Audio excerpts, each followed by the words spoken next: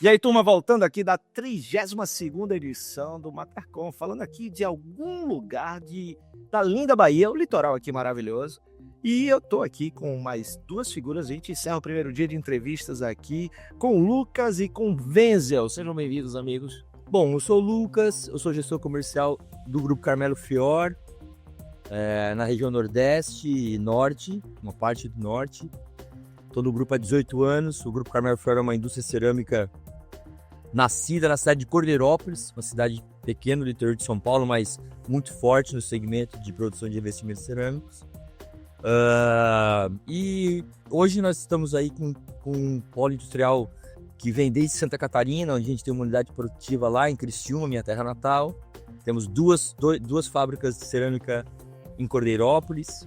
Temos a nossa unidade aqui de Sergipe, que é a Arielle Revestimentos Cerâmicos. E acabamos de adquirir uma nova unidade no estado do Rio Grande do Norte, na cidade de Goianinha, onde a gente está iniciando uma nova marca lá, que é a Reale Revestimentos Cerâmicos, enfim.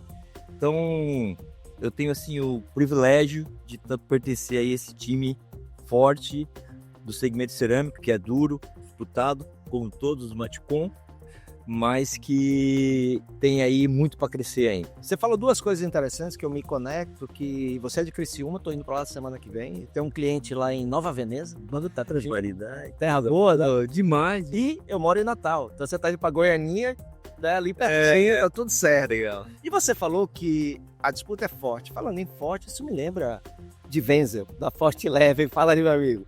Olá, meu nome é Wenzel, eu tô na Forte Leve como diretor comercial há 9 anos, diretor comercial em marketing, né? Tomo conta dessas duas áreas.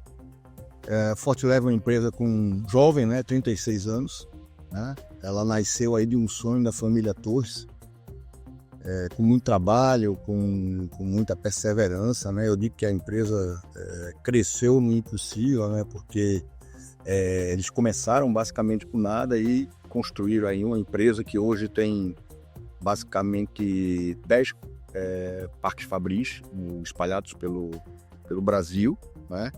Tem outras empresas que compõem o grupo, que é a Nova Forma, a Forte, Forte Leve Solar, que está inclusive aqui expondo. A gente detém, né, a liderança do mercado de reservatórios, uma boa liderança já há algum tempo, muita consistência, com muita continuidade, com muito trabalho. E entramos há 10, 12 anos no mercado de tubos e conexões, um mercado muito competitivo, com gigantes, né? E a gente vem devagarzinho, né, sempre buscando, como eu falei, a consistência, a continuidade, a constância de propósito, chegar num patamar que seja interessante para a gente. Mas podemos dizer que nesses últimos anos nós crescemos e já aparecemos na foto, né? Ô Wenzel, de onde é a Forte Leve? A Forte Leve é do Espírito Santo, certo? Espírito Santo. A primeira fábrica foi lá. Tá. Aproveitando aqui, conversar contigo, a Forte Leve ela virou um sinônimo de segurança, de confiança. Só que esse mercado muda, tem um monte de coisa acontecendo. O que a indústria, né? O que a Forte Leve está fazendo para manter essa relação de confiança, de segurança com a ponta, com os varejistas? Então, a primeira coisa, olhando para dentro da empresa, a gente vê que a empresa ela não para de buscar a inovação, a renovação do seu parque fabril. Recentemente fomos agora para a Alemanha na maior feira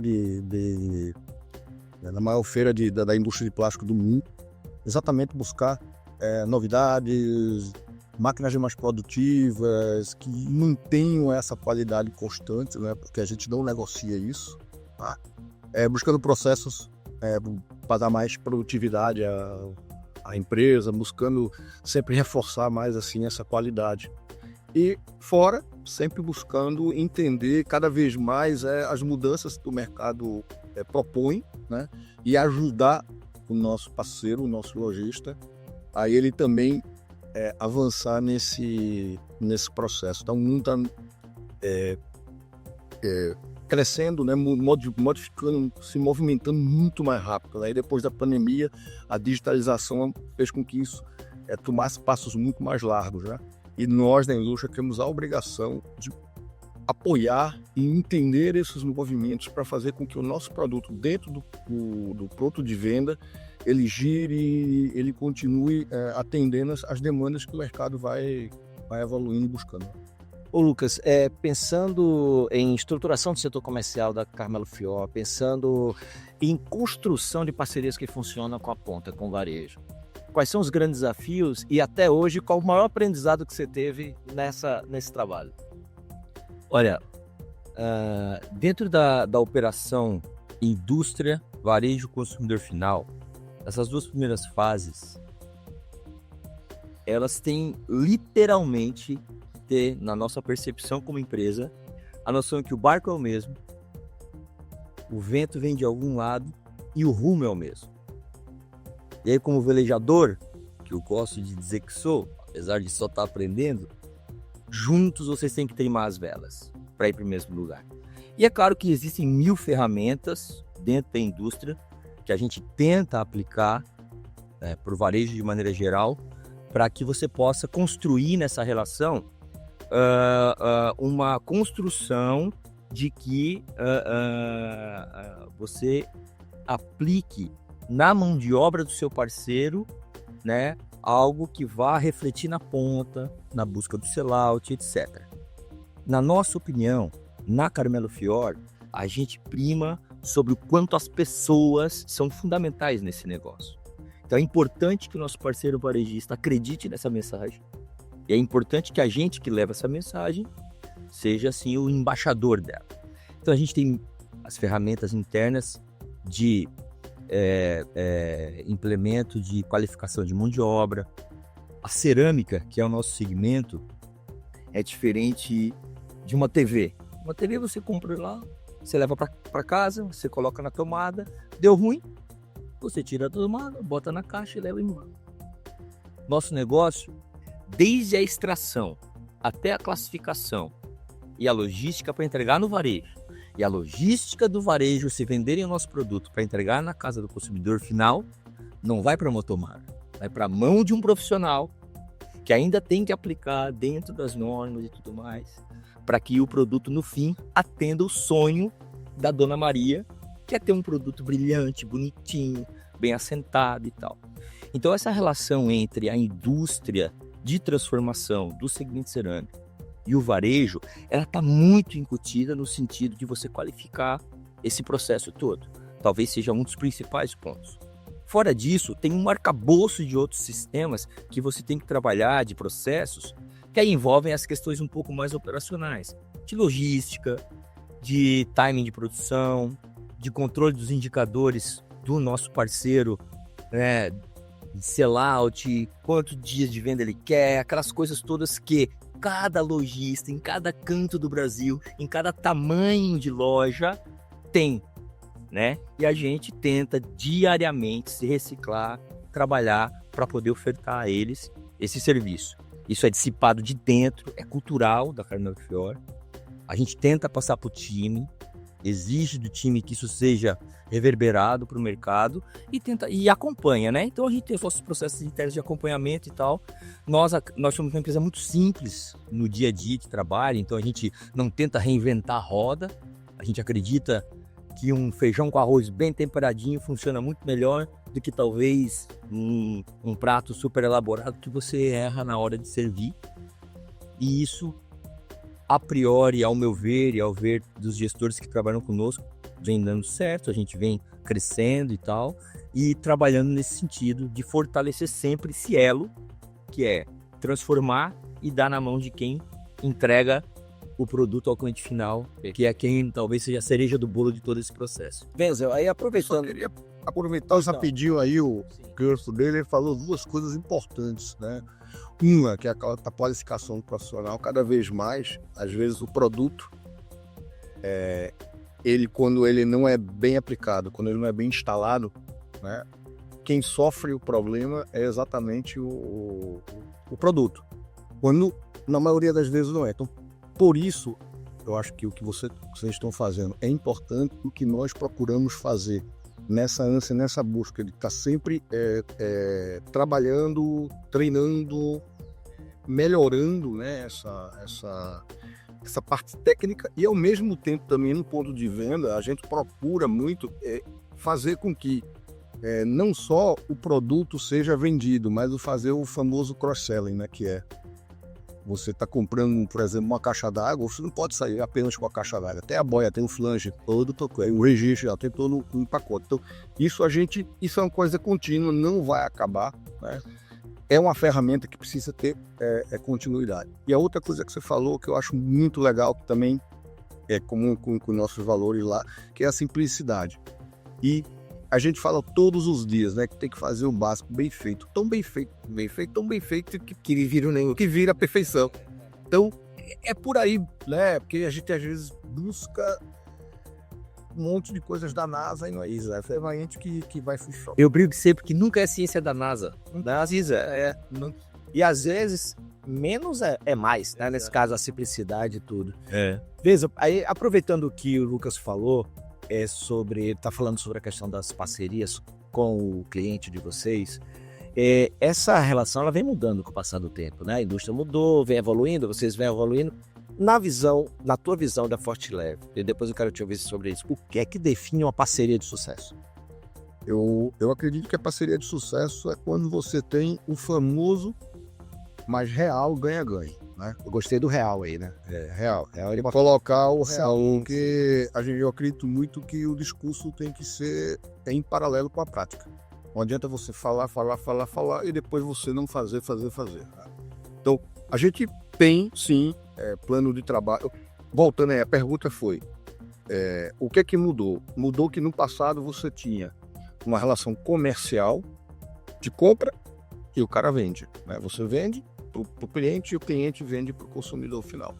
E hoje isso vem evoluindo muito e passou a você trabalhar junto, em paralelo com as necessidades, né, de cada cliente, de cada lojista. Quando vocês olham assim os clientes que vocês, se eu tivesse mais uns 10 desses, se eu tivesse mais uns 20 desses, o que é que define essa relação de sucesso da parceria que esse cara é perfeito como cliente? Eu acho que é porque você trabalha muito junto. Ele sabe seus números, você sabe os números. Com transparência no meio. Com muita transparência, e essa relação passa a você estar preocupado não só com o que você coloca no cliente, mas principalmente do que o cliente ele repassa. Então, desde qual o portfólio adequado, tem produtos que eu tenho na minha... que ele não precisa ter, tá certo? Saber o que vende na região e você ajudar, porque você tem todo os números daquela região, dizer, olha, aqui esse produto vende, você não tem, vamos colocar aqui de pouquinho até você ganhar confiança com isso. A precificação, onde o produto tem que estar no lugar certo, qual o preço certo, para que você tenha uma venda, mas você também tenha uma rentabilidade. Então, no final, quando você olha seus resultados e olha os resultados do cliente, e esses resultados são positivos, né? E às vezes, quando não é, de um dos dois lados, tem que se sentar e dizer assim, ó, faltou isso ou faltou aquilo. E aí você vai novamente. É uma engrenagem que ela não termina, mas se ela estiver bem azeitada, você vai sempre... Você falou 2 elementos, eu queria saber se você complementa com mais algum. Para mim, ficou muito claro a transparência no processo e a comunicação. A comunicação clara, se eu estou satisfeito, dizer se eu não estou, por quê, né? Então, esses 2 elementos. Lucas, você vê do mesmo jeito? Eu tenho para complementar. Eu vou dizer o seguinte, ó, sempre que eu converso com o meu time, a gente trata muito sobre o quanto nós somos um prestador de serviço, um consultor do cliente, e o quanto a gente tem que batalhar para que aquele lojista ele rompa a barreira do nascedouro de uma operação comercial, que é um fornecedor, uma mesa e um comprador. Então a gente tem que conseguir fazer com que o time consiga romper esse negócio dessa mesa, para que ele do outro lado acredite de verdade. Você falou, o ganha-ganha de verdade. Real. Então ele acredita, né, que nós vamos fazer uma operação de ganha-ganha real, e aí ele observe na minha equipe que ali ele tem um prestador de serviço de fato, mais um cara batalhando pelo negócio dele. Tu entendeu?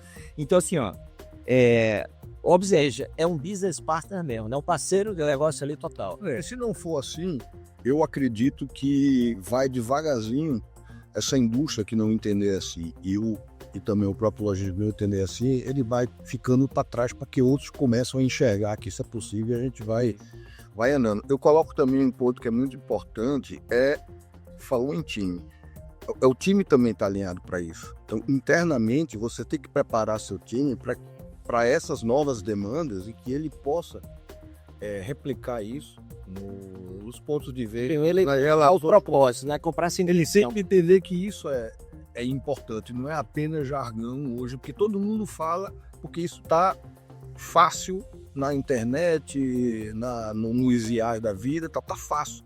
Mas como você realmente aplica isso? Como você executa isso para que isso seja realmente verdade? A gente internamente sempre conversa o seguinte, ó, eu falo pro pessoal, quando você receber uma ligação do seu cliente, fulano, você tá por onde?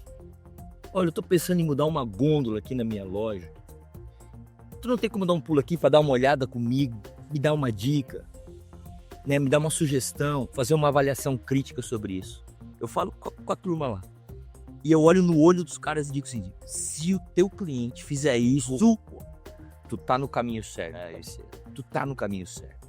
Tu rompeu a mesa. Ele acredita de fato que a relação é ganha-ganha. Ele vai mexendo bem maior, talvez, fora a família dele, que a empresa dele.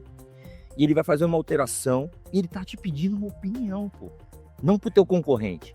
Então, assim, se a gente fizer... Você não ocupar esse espaço, alguém... Cara, e é o seguinte, você não pode fechar o olho para isso, trabalhar incansavelmente para conquistar esse negócio. Isso é um patrimônio gigantesco.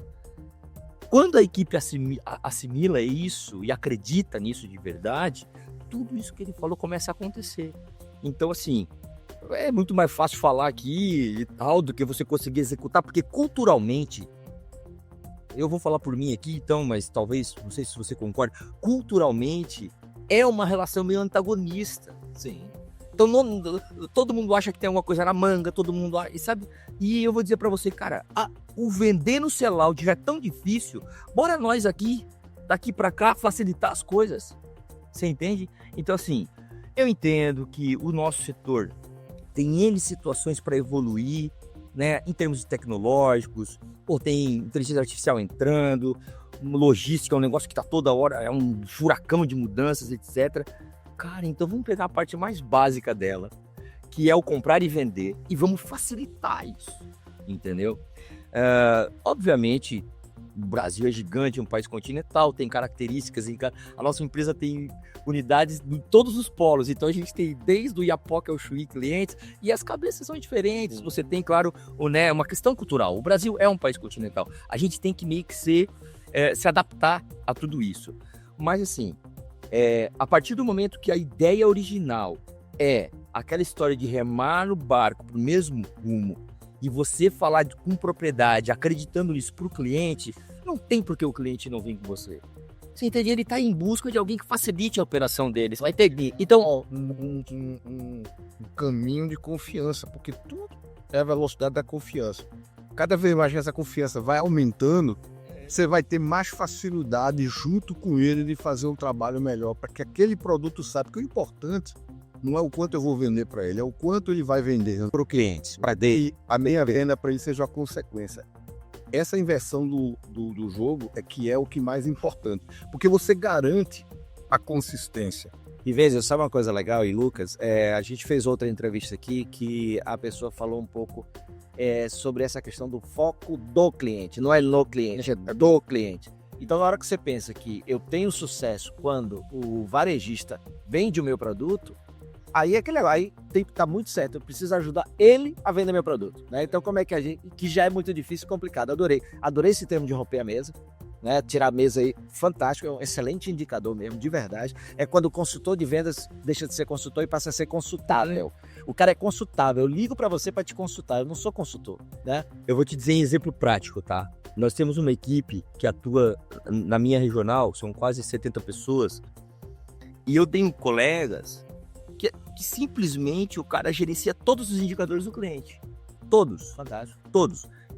É uma liberdade, às vezes, que eu acho até que gera um nível de responsabilidade gigante. Você concorda comigo? Mais Pô, o cara que faz o pedido, o cara que... Ele só dá um indicador, eu tenho que ter tanto de dias de venda, né? Apresenta o fluxo de caixa do cara. Beleza. E eu tenho, na mesma regional, clientes que não falam o estoque. Então, essa é a batalha. Só que eu respeito ambas as situações, não tem problema, faz parte. A gente se adapta a cada uma delas. Obviamente, é muito mais fácil você trabalhar quando a informação está ali livre e você... E eu vou falar para você. Se meus clientes vão me ouvir... Não, eles vão me ouvir não. Vão me ouvir, olha, o Lucas já temos.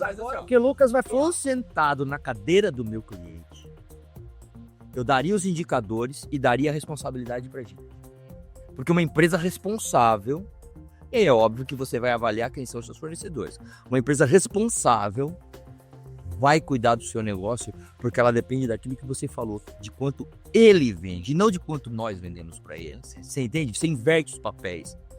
E aí as coisas começam a ficar mais fáceis. Agora, é claro que como o cara tem N fornecedores, o cara tem limitações de orçamento, limitações de espaço, nem sempre é esse mundo do país das maravilhas, da Alice das Maravilhas. Mas que é um fato que, pelo menos, as informações dos indicadores básicos, a gente precisa ter para que a gente preste cada vez um melhor serviço. Seguinte, estamos terminando esse papo massa. E eu quero fazer uma última pergunta. Eu gostaria que vocês, de uma maneira bem prática, objetiva, respondessem assim, ó. O que a indústria ainda não aprendeu sobre o varejista e que tem que aprender? Aprender não é do lojista em si, mas é de cada um do lojista, do que ele efetivamente precisa e a demanda dele em cada região. Ele falou ainda há pouco que cada região tem suas peculiaridades. Uns são mais de um jeito, outros são mais de outro. Tem clientes que têm uma venda muito mais voltada para a construção, para a construtora, tem outros que têm uma venda mais voltada para o varejo, outro para licitações, etc. Então você precisa de verdade entender isso.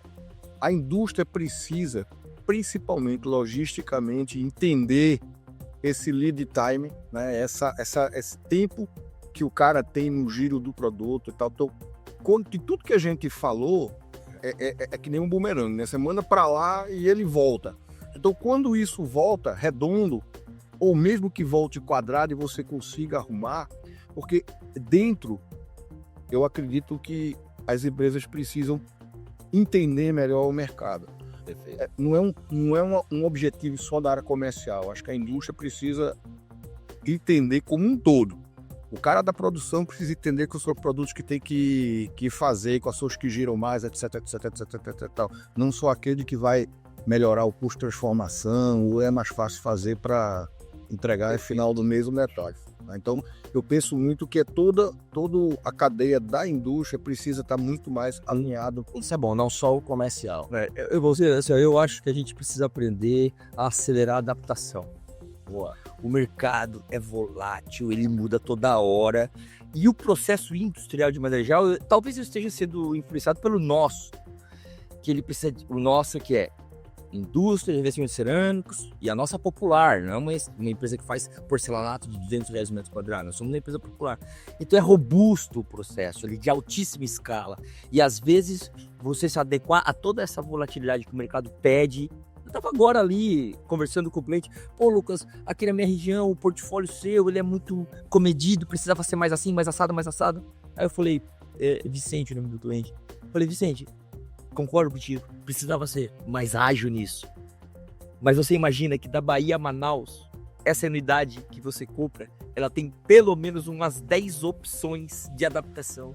Então você tem que achar o intermédio disso. E é difícil, é demorado e tal. Então eu acho que a gente principalmente tem que melhorar na agilidade de adaptação que o varejo traz. Pra cá, cada dia que passa é maior. Mas eu acho que a gente vem aprendendo com o tempo. Vai chegar lá, se Deus quiser. Muito bom.